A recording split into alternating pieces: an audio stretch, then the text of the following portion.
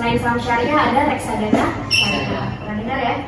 Ibaratnya kalau kripto syariah itu kayak, mohon maaf nih ya, kayak makan babi pakai bismillah.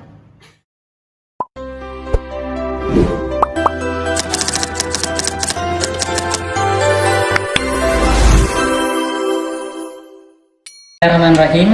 Assalamualaikum warahmatullahi wabarakatuh. Waalaikumsalam. Alhamdulillahirrabbilalamin. Wabihi nasta'in wala umurud dunya waddin.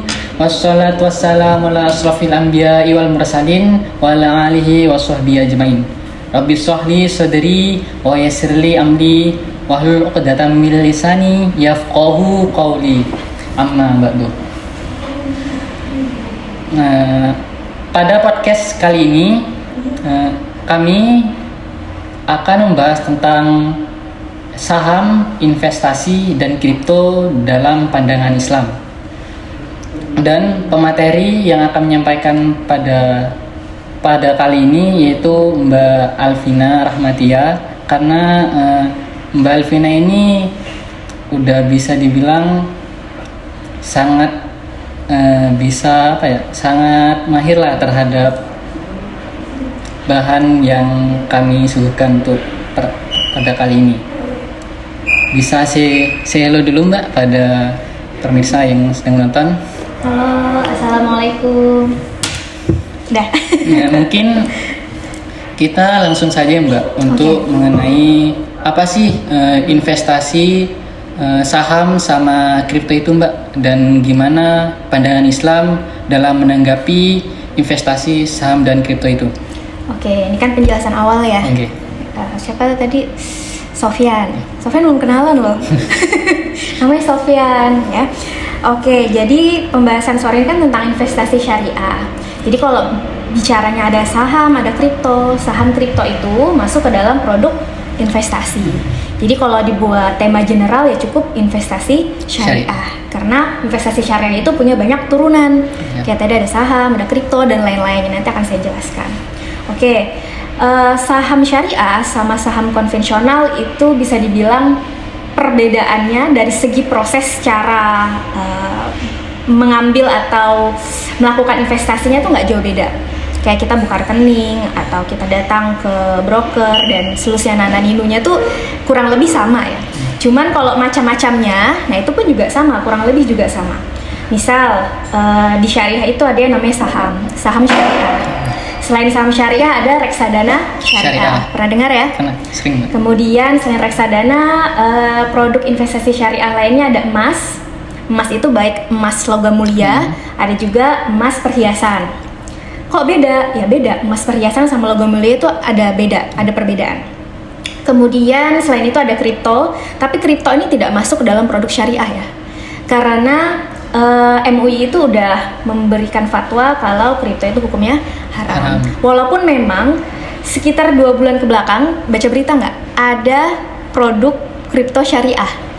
Ya kalau menurut saya sih karena masih statusnya haram ya, dan masih perdebatan banget di kalangan ulama, bahkan saham pun masih perdebatan, apalagi kripto gitu. Jadi ibaratnya kalau kripto syariah itu kayak, mohon maaf nih ya, kayak makan babi pakai bismillah. Sama aja kan? Iya, sama. Haram kan? Ya, kayak sama. orang pacaran pakai bismillah, ya sama aja dong. Nggak ada gitu, nggak bisa berubah tiba-tiba jadi halal kayak gitu. Itu kripto. Selain itu juga ada investasi yang sifatnya aset-aset, kayak misalnya beli rumah atau beli tanah. Nah itu juga boleh dalam syariah. Jadi pada prinsipnya teman-teman di perbankan syariah di prodi ini, atau teman-teman prodi ekonomi syariah lah di seluruh Indonesia, di seluruh Indonesia banget gak? Pada intinya investasi syariah itu sama seperti jual beli, karena hukum awalnya adalah boleh. Karena kan jual beli boleh ya? Ya boleh. Wa halallahul bai'a wa harrama riba. Allah tuh memperbolehkan jual beli dan mengharamkan riba. Jadi selama segala transaksi itu, skala jual beli itu dia sifatnya tidak mengandung riba, ya berarti dia diperbolehkan.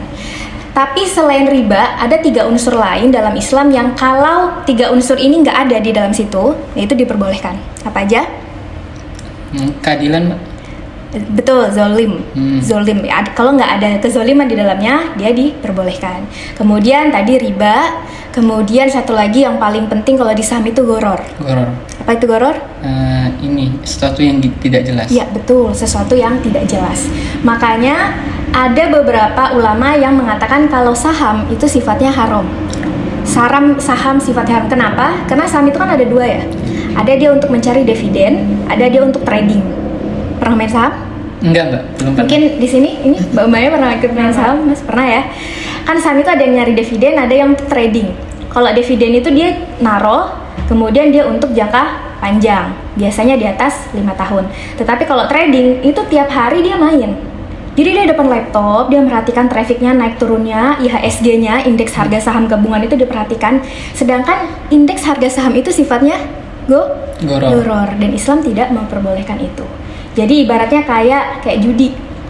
Walaupun memang sih ada beberapa teman-teman saya tuh yang lebay banget Pin bilang kayak gituan judi. Kita tuh trading saham tuh belajar katanya. Kita tuh ikut sekolah saham kata dia, nggak yang ikut main saham terus nge-trading tiap hari gitu, enggak kata dia. Jadi ya semua tuh ada effortnya kata dia, dan Allah kan menghargai effort itu. Lah, terus saya bilang, ya menurut kamu orang-orang yang main di kasino di Las Vegas, di Macau, itu main pakai kartu, pakai dadu kan ya biasanya ya. Itu mereka nggak belajar? Itu belajar.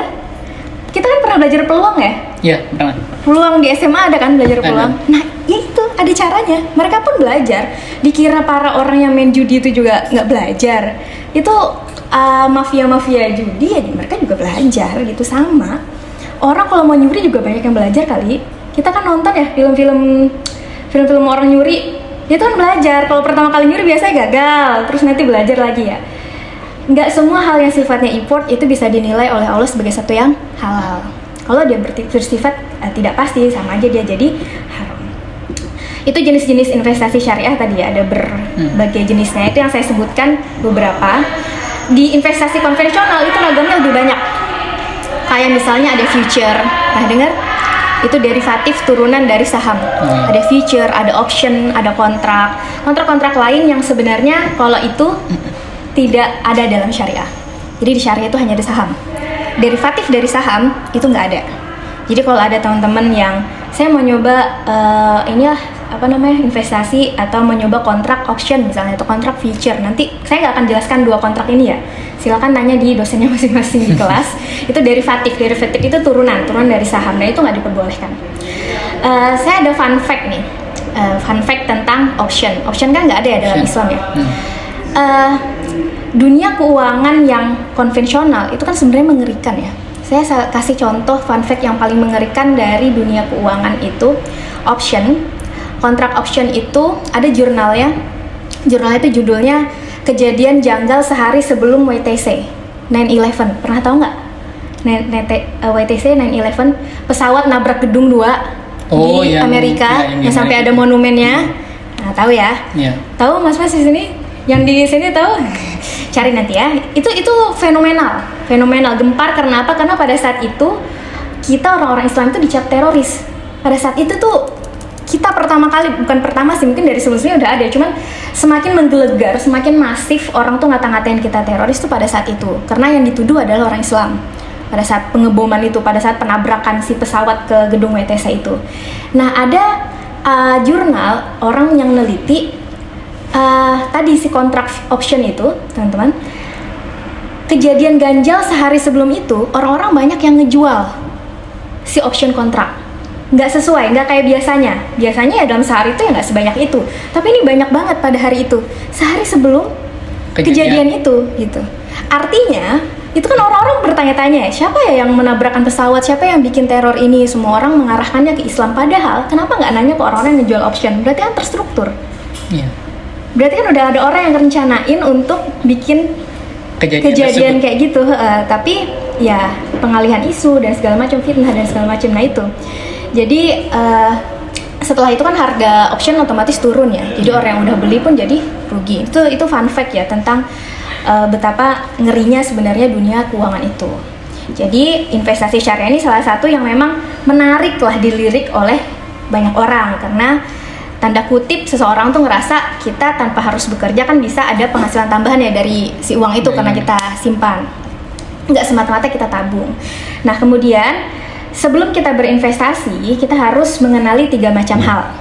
Mungkin teman-teman di sini udah pernah investasi sebelumnya? Belum. Nah, apa berarti sangat betul mendengarkan ini. Pertama kita harus kenali profil risiko kita. Dalam artian profil risiko itu ada yang rendah, ada yang sedang, ada yang tinggi. Profil risiko itu kira-kira kita itu tipe orang yang suka nggak sih ngambil risiko? Atau kita yang sedang-sedang aja, atau yang termasuk yang takut ngambil risiko? Dan biasanya profil risiko ini disesuaikan juga dengan budget kita, gaji kita. Kita punya uang tuh berapa, kita sesuaikan dengan profil risiko ini. Termasuk psikologis kita juga. Kalau kita nggak terlalu suka ngambil risiko ya jangan cari yang high. Jangan cari instrumen investasi yang terlalu tinggi risikonya. Berarti tergantung sama ini ya Mbak, sama karakteristik diri kita. Betul, tergantung. Dan itu ada kuisnya. Biasanya kalau kita mau beli saham atau reksadana di aplikasi-aplikasi di mobile phone teman-teman masing-masing, itu biasanya sebelum kita buka akun bakal ada kuisnya, bakal ada pertanyaan-pertanyaannya untuk mendefinisikan kita tuh termasuk jenis investor yang seperti apa. Apakah yang suka ngambil risiko tinggi, sedang, atau rendah. Jadi nanti habis itu mereka akan ngasih produk-produk investasi yang sesuai dengan profil risiko kita. Yang kedua, tadi kan kita harus sesuaiin profil risiko ya. Yang kedua adalah sesuaikan dengan return atau pendapatan. Mau yang tinggi, rendah, atau sedang. Biasanya investasi yang risikonya tinggi, risikonya juga tinggi juga. Tinggi, betul. Kalau investasi yang pendapatannya rendah, berarti risikonya juga rendah juga, high risk high return. Nah, itu konsep dasar lah dalam investasi. Kemudian yang ketiga atau yang terakhir adalah likuiditas. Kalau likuiditas kayak pencairan nasi itu lah. Betul, liquid kan cair ya. Ini pelajaran kimia nih. Kita tiba-tiba jadi ahli kimia. Ya liquid cair, nah yang bersifat cair itu nggak cuman air atau nggak ya sirup ya, air susu. Tapi uang itu juga bersifat cair. Dalam artian uang itu bisa cepat dicairkan. Kayak misalnya nih kalau kita punya HP, cepat nggak mencairkan ini menjadi uang? Cepat Mbak. Bisa ya, cepat ya, termasuk cepat kan HP ya. Kalau kita mau beli jajan cilok, mau beli cilok 1.000, saya tuh cuma punya HP harga 1 juta. Bisa nggak? Kan nggak bisa. Nggak bisa. Tetap harus kita liquidkan kan, harus kita cairkan. Nah sama dengan investasi juga gitu. Ada investasi yang nggak secara cepat bisa kita cairkan. Kayak misalnya deposito itu kan dia punya jangka waktu ya. Selama 2 tahun nggak bisa kita ambil misalnya. Berarti dia likuiditasnya cukup rendah. Karena selama 2 tahun kita nggak bisa mencairkan itu. Atau kayak reksadana dia likuiditasnya rendah. Dalam artian kita bisa cepat mencairkan reksadana. Nah, jadi perlu dilihat dulu likuiditasnya. Kalau kita termasuk orang yang, mohon maaf, misalnya sering punya dana darurat, ya berarti cari investasi yang likuiditasnya rendah, betul.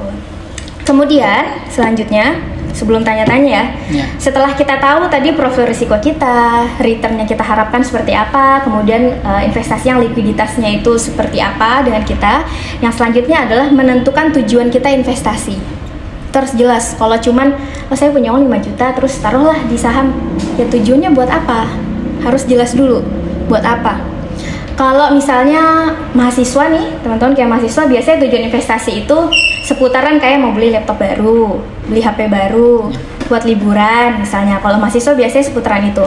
Tapi kalau udah nggak jadi mahasiswa, misalnya udah kerja, itu biasanya bertambah tujuan investasinya. Kayak misalnya mau beli mobil, mau beli rumah misalnya, atau pengen pensiun di usia 40 tahun misalnya. Nah itu tujuan investasi. Kalau yang udah berkeluarga beda lagi, biasa investasi untuk dana pendidikan, untuk naik haji, untuk umroh dan seterusnya. Jadi tujuan investasi harus punya dulu, harus jelas. Dan yang terakhir, yang paling penting di antara yang tadi sudah kita sebutkan adalah fondasi. Fondasinya apa kalau syariah? Kalau syariah kayaknya adil sama transparansi, Mbak. Itu kan syarat ya. Kalau fondasi itu adalah keimanan dan ketakwaan, betul. Itu yang seringkali kelupaan. Jadi kalau kita lihat di YouTube, misalnya kita ketik investasi syariah tuh, banyak banget yang ngejelasin. Tapi seringkali ada yang kelupaan kalau di atas semua syarat-syarat, semua jenis-jenis investasi, semua tata cara itu ada yang paling utama yaitu apa? Keimanan dan ketakwaan. Karena seringkali saham yang kita kira syariah ternyata tuh bisa jadi nggak syariah loh. Reksadana yang kita kira syariah ternyata nggak syariah loh. Ya karena dunia keuangan itu juga nggak lepas dari politik, iya nggak? Iya. saya sering bahas ya di kelas ya. Sering Mbak? Saya sering bilang kalau sadar nggak sih suka ada saham-saham perusahaan syariah yang dia tuh masuk ke dalam kategori saham syariah, padahal perusahaannya tuh secara syariah tuh nggak syariah gitu. Secara produk dia mubah, kayak misalnya perusahaan tekstil, kan jualan baju boleh dong, atau perusahaan manufaktur boleh lah jualan kayak gitu, atau perusahaan tambang kan boleh nambang ya. Tapi secara proses ternyata dia nggak syariah, ternyata dia zolim. Misalnya banyak karyawan yang di PHK secara tidak adil, gaji tidak diberikan secara adil, atau dia menebang pohon secara tidak adil, tidak bertanggung jawab. Nah itu banyak. Jadi dari kita sebagai investor lah yang harus, investor muslim ya berarti yang harus benar-benar teliti dan jeli terhadap hal itu. Oke. Silakan. Dari pemaparan Mbak tadi mengenai saham, investasi sama kripto, ini ada hal yang menjengkel sih Mbak dari pikiran saya. Sampaikan. Ini kayak curhat ya. Dari situ sebenarnya ini mahasiswa kan banyak yang bingung Mbak, apalagi masih belum terjun dengan dunia investasi saham dan kripto. Sebenarnya perbedaan investasi saham dan kripto itu, letak perbedaannya itu yang paling bisa kita tangkap secara secara tangkap langsung mentah-mentah itu gimana sih Mbak? Kalau saham kripto itu jelas bedanya jauh ya, Sofyan ya. Kalau saham itu kan dia sifatnya decentralized ya, duitnya itu decentralized, tersentralisasi. Dalam artian semua uang yang kita masukkan ke saham, kita beli, itu semuanya ya diatur sama Bank Indonesia. Tapi kalau kripto, ya dia tidak terdesentralisasi. Jadi nggak ada, Bank Indonesia tuh nggak ada ngatur-ngatur uang kripto. Jadi dia punya uangnya sendiri dan fluktuasinya cukup tidak stabil. Makanya kenapa kripto tidak dianjurkan atau diharamkan oleh MUI. Nah itu, jadi perbedaannya tadi centralized, satunya desentralisasi. Mungkin juga ini kan kita kan dari prodi perbankan syariah Mbak. Apakah prodi perbankan syariah ini terutama bagi mahasiswa itu apakah punya dampak juga terhadap saham dan kripto itu, dan juga apakah kita bisa terjun langsung ke dalam dunia tersebut? Ya bisa, jelas, bisa banget. Dalam artian kripto kita coret aja ya. Iya. Karena kan gak jelas haram ya.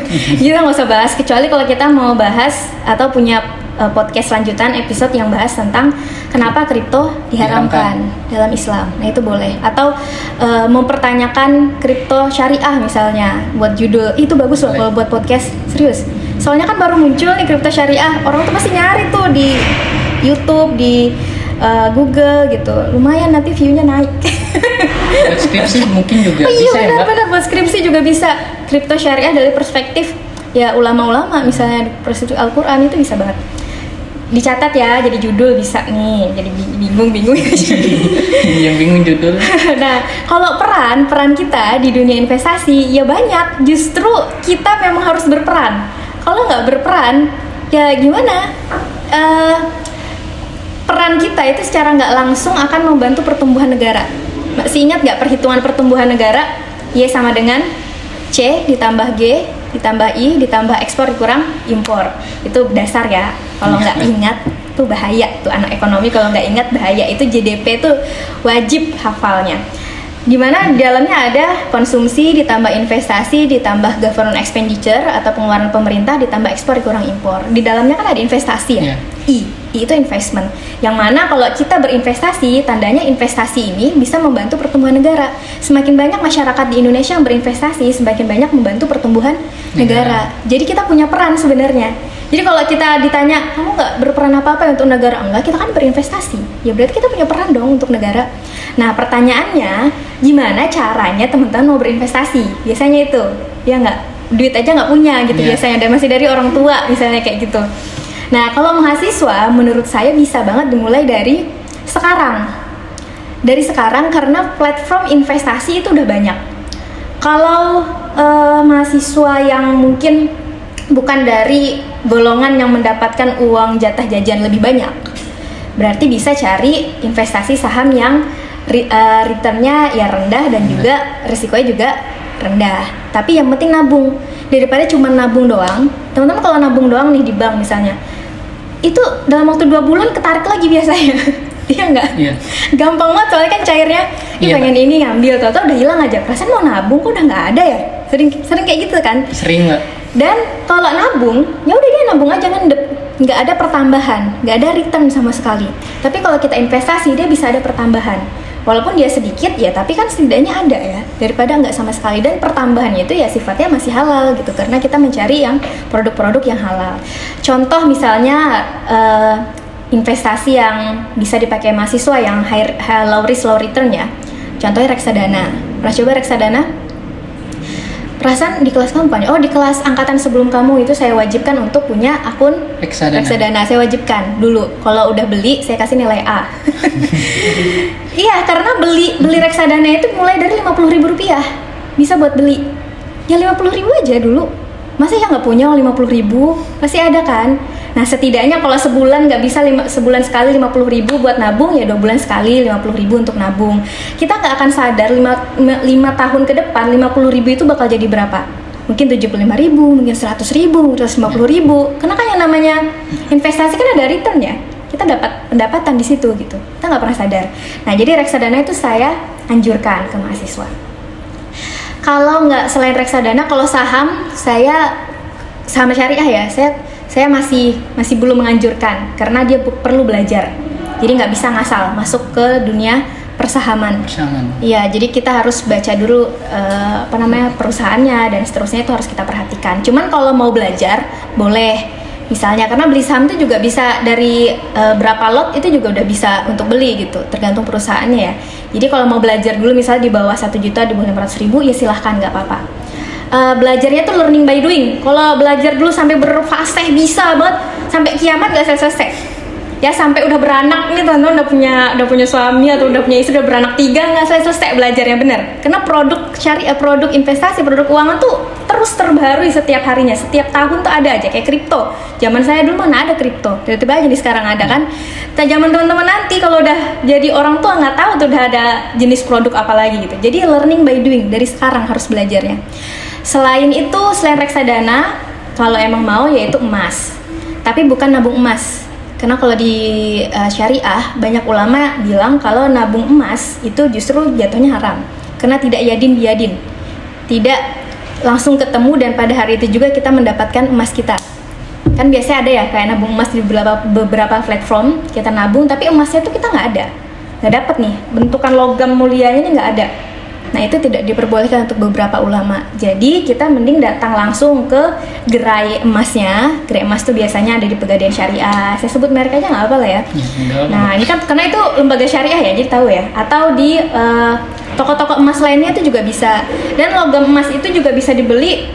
Nggak 1 gram tuh bukan berarti cuma 1 gram bisa dibeli. Dari 0,5 gram aja kita udah bisa beli. 0,1 gram aja kita udah bisa beli logam mulia. Dan emas itu dia trafficnya atau fluktuasinya relatif stabil. Dia naik turun, bukan berarti tidak naik turun ya, tapi relatif stabil. Dan untuk emas dia bukan investasi jangka pendek. Jadi kalau mau jangka pendek mending reksadana. Tapi kalau untuk jangka panjang itu reksadana bisa dan emas. Jadi kalau misalnya ada teman saya dia investasi di logam mulia nih, di emas. Iya, Mbak.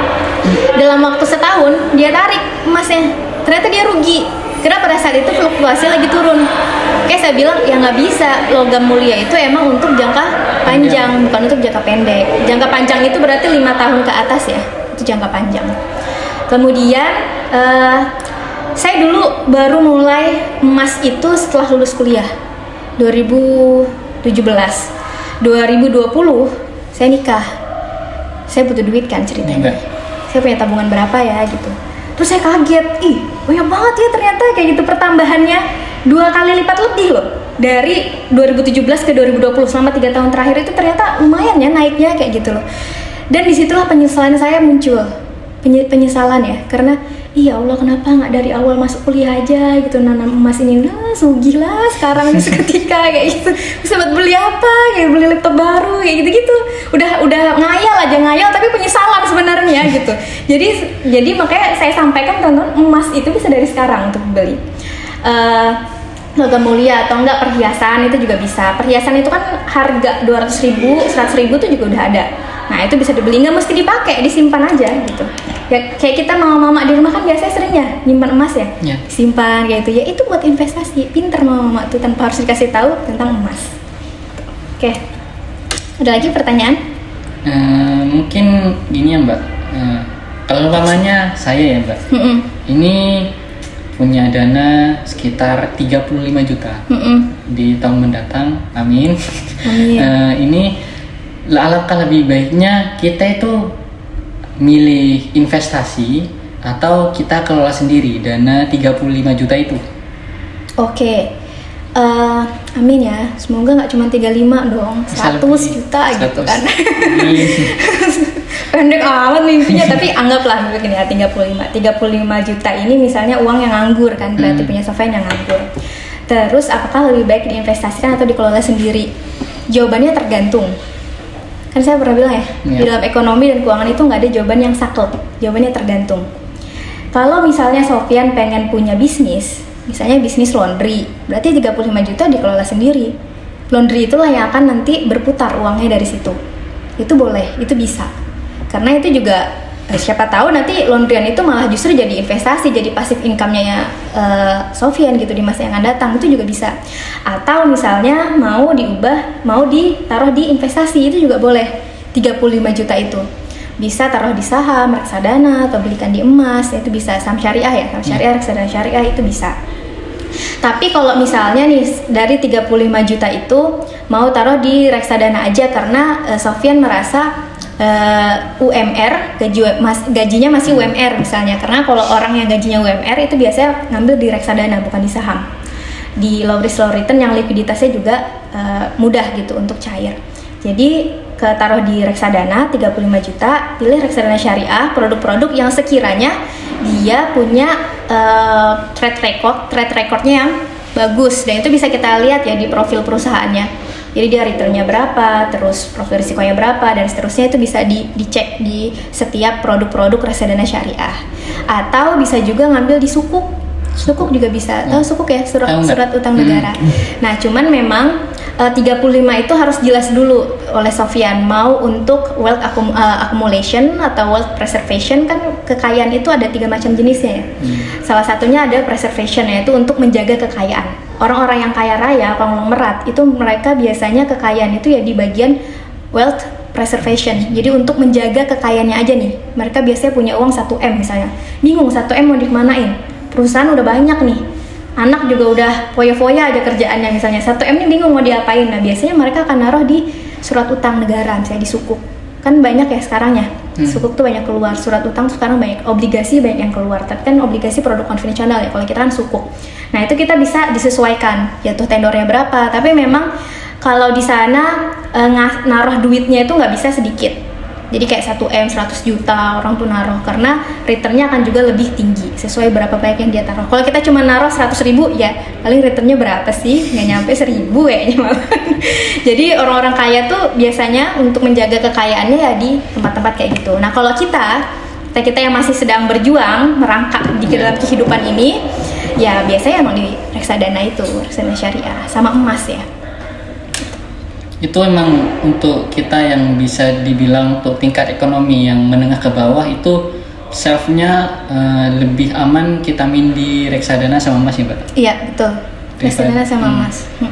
Saham juga bisa ya kalau mau belajar, boleh. Saham syariah boleh banget, learning by doing tadi ya. Jadi harus benar-benar diperhatikan lah, karena biasanya kalau saham itu dia naik turunnya per hari itu mantep banget gitu loh. Jadi kalau orang yang nggak terbiasa berinvestasi, kalau ngelihat dia akun di reksadana ini biasanya hijau terus, dia relatif stabil ya, namanya juga low risk low return ya. Tapi kalau ke saham, kenapa merah terus? Ya Allah gimana nggak untung-untung kayak gini misalnya. Atau di saham BSI misalnya nih ya, karena kemarin kan habis kebobolan tuh, udahnya sebelum kebobolan merah, habis kebobolan makin merah gitu. Makin minus lagi, orang mungkin stres kali ya kalau kayak gitu. Padahal kalau dia mempelajari dunia persahaman ya memang ada saatnya dia akan jatuh, ada saatnya dia akan naik, dan dia itu fluktuatifnya harus sabar memang gitu. Jadi tadi ya di awal pahami profil risiko kita seperti apa.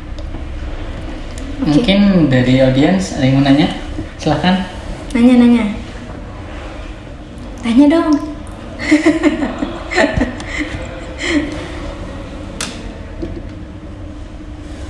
Ada yang udah pernah investasi sebelumnya?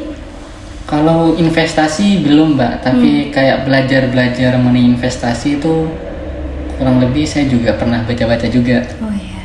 Kayak ROA itu cara lihatnya dari mana, dari stabilnya itu gimana, itu juga Saham pernah. berarti itu ya. Kalau yang ini, mas-mas mbak-mbak, ya jadi ini yang di balik layar ada 4 orang yang nonton tahu. Udah pernah investasi sebelumnya? Pernah Mbak? Pernah di mana? Pernah. Di saham. Di saham. Sampai sekarang masih? Iya. Saham apa? Kemarin itu apa perusahaan apa Sido muncul. Ya. Oke. Tapi lagi turun. Sekarang Tadinya harus naik.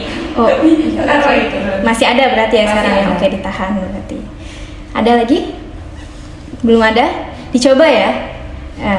Nanti request ke dosennya, Pak, bikinlah gitu. Kita belajar beli saham atau beli reksadana dulu deh gitu.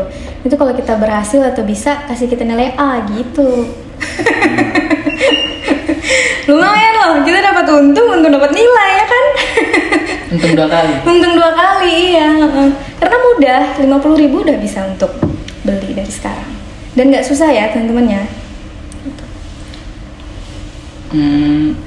Kalau bagi pemula Mbak untuk di reksadana itu yang lebih enak itu kira-kira kita nggak usah pikir panjang lah, langsung ambil perusahaan ini itu gimana Mbak?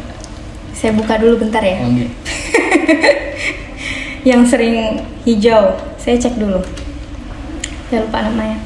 Jadi memang kalau investasi teman-teman juga harus melakukan diversifikasi. Harus melakukan pemecahan, dibelah-belah, dalam artian nggak di satu pintu, nggak di satu basket. Kayak misalnya nih, Sofyan mau investasi, saya mau investasi gitu di reksadana, udah ngambil di satu produk itu aja reksadana, terus semua duit ditaruh di situ. Jangan, harus diversifikasi.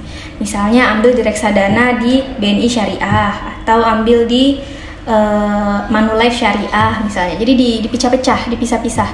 Saham juga ambil misalnya di BSI, terus ambil lagi di yang syariah itu kayak Sido Muncul Syariah. Nah, itu dipisah-pisah. Emas juga ada. Jadi investasinya harus diversifikasi. Jangan di satu pintu doang. Kalau di satu pintu doang, pas dia lagi turun jatuh, ya udah kita rugi banget. Nggak ada backup.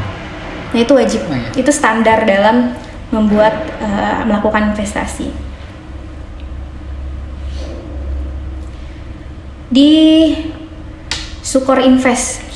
Ya, Sukor Invest Syariah Money Market itu lumayan stabil. Terus di Trim Syariah Saham dia agak naik turun ya. Jadi reksadana itu juga produknya ada 3. Ada reksadana syariah, reksadana saham, ada reksadana pasar uang, satu lagi ada reksadana obligasi, reksadana campuran.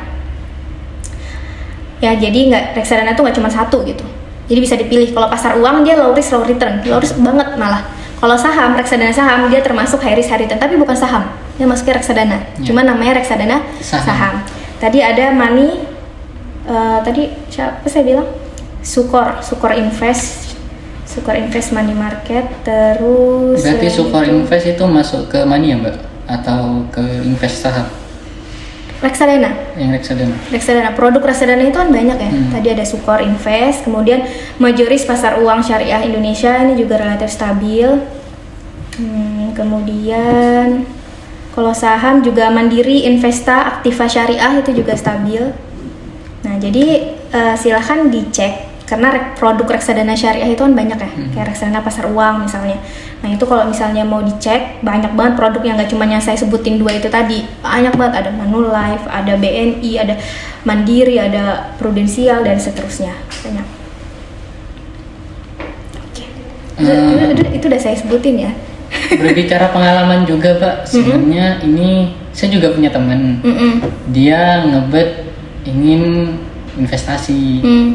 Tapi dia udah ikutin segala proses investasinya Mbak. Tapi ketika udah dia transfer, itu ternyata dia kena tipu. Nah, jadi bagi kita ini yang pemula, gimana sih caranya biar penipuan untuk investasi ini nggak terulang lagi? Itu biasanya lihat di mana atau gimana? Pertanyaan bagus.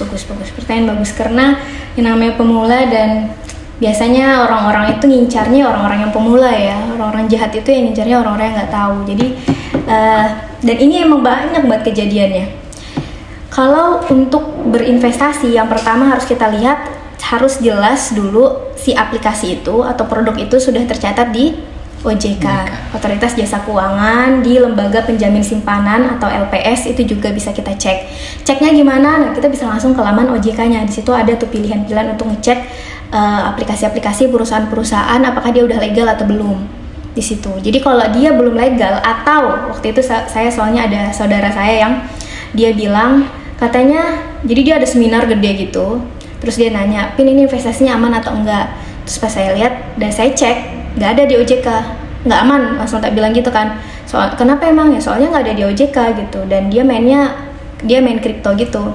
Terus kata dia bilang, oh enggak kok, ini kata mereka lagi didaftaran di OJK. Jangan. Sekalipun si orang itu yang prospek kita nih bilang, oh tenang aja ini aman, soalnya kita lagi proses di OJK-nya tuh emang lama, suka kayak gitu. Jadi ya mungkin bulan depan atau enggak 3 bulan lagi tuh bakal keluar kok legalitasnya. Jangan percaya. Biasanya itu udah trik-trik penipuan tuh udah kayak gitu. Biasanya mereka juga pakai sistem kayak MLM gitu, narik orang, mau narik orang lagi dan seterusnya. Nah itu jangan sampai. Apalagi kalau mereka ngasih iming-iming nanti returnnya bisa sampai 50% misalnya. Kamu tinggal naruh aja 1 juta, nanti minggu depan bisa udah dapat langsung 2 juta misalnya, atau 3 juta. Jangan percaya. Investasi apa naruh 1 juta tahun depan, minggu depan udah 1 juta lagi? Ngepet itu. Bukan investasi. Jangan, hati-hati sama yang kayak gitu ya. Mungkin ada tapi nggak, jangan sampai yang terjebak sama yang kayak gitu ya. Makanya dari kita, dan kita kalau kita udah tahu nih, karena teman-teman di perbankan syariah, semoga tidak terjebak sama yang kayak gitu. Amin.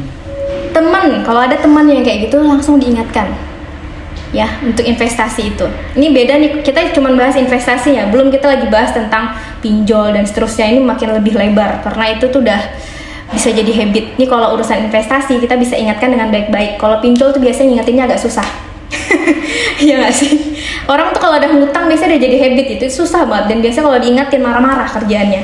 Jadi yang investasi dulu deh, sehingga kita paham dan kita bisa ingatkan baik-baik. Termasuk yang tadi kayak pinjol segala macam juga bisa kita ingatkan dengan cara yang baik-baik, karena kita tahu ya, kita paham. Dan ketika kita ngasih tahu tuh juga jangan cuma ngasih tahu itu nggak legal tuh, ini ini sok tahu, nanti kita dikatain sok tahu. Ya kita jelasin, kita tunjukin ini websitenya, ini ada loh contoh-contohnya di internet misalnya kalau ini tuh emang penipuan. Atau kita bisa ngasih data, ada banyak sekali kasus-kasus investasi bodong, itu banyak banget. Dan biasanya yang ngejar itu nggak cuma ke mahasiswa, tapi ke orang-orang di daerah. Saya kan dari luar pulau ya, saya dari Kalimantan, sama ya mbak ya, ya lumayan, bukan di kota besar. Nah orang-orang kita yang bukan di kota besar inilah yang menurut mereka tuh kayaknya kita nggak paham kayak gitu loh. Padahal kan anaknya udah banyak disebar ya, udah pinter-pinter lah. Mereka pasti ingetin orang tuanya gitu ya. Tapi mereka tuh targetnya mereka itu, mereka yang orang-orang yang di kampung yang nggak ngerti apa-apa, yang gede ya, oh udah ya gitu. Apalagi kalau pakai label-label kayak itu dari pemerintahan segala macam, nah itu gak mau. Nah, hati-hati lah. Kita yang udah paham harus kita ingatkan yang kayak gitu. Mungkin untuk podcast pada sore ini kami rasa cukup mbak. Oke. Nah mungkin di pertemuan mendatang insya Allah akan kami undang lagi. Bahas apa nih? Mungkin di pembahasan yang lain mbak. Terima kasih pada Mbak Alvina yang sudah menyampaikan materi pada sore hari ini. Mudah-mudahan ilmu yang sudah Mbak Alvina sampaikan mudah-mudahan bermanfaat bagi kami dan seluruh permisa yang menonton. Bisa saya tarik kesimpulan untuk pertemuan pada sore hari ini, yaitu dalam berinvestasi itu kita harus selektif untuk menentukan kita ini harus melakukan investasi saham atau hal yang lainnya. Itu sesuaikan dengan kepribadian. Dan juga dalam berinvestasi itu juga kita harus mengecek kredibilitas dari lembaga yang akan kita taruh uang kita. Jadi kurang lebihnya perusahaan yang akan kita taruh itu dananya. Jadi kurang lebihnya mohon maaf. Wassalamualaikum warahmatullahi wabarakatuh. Terima kasih Sofyan.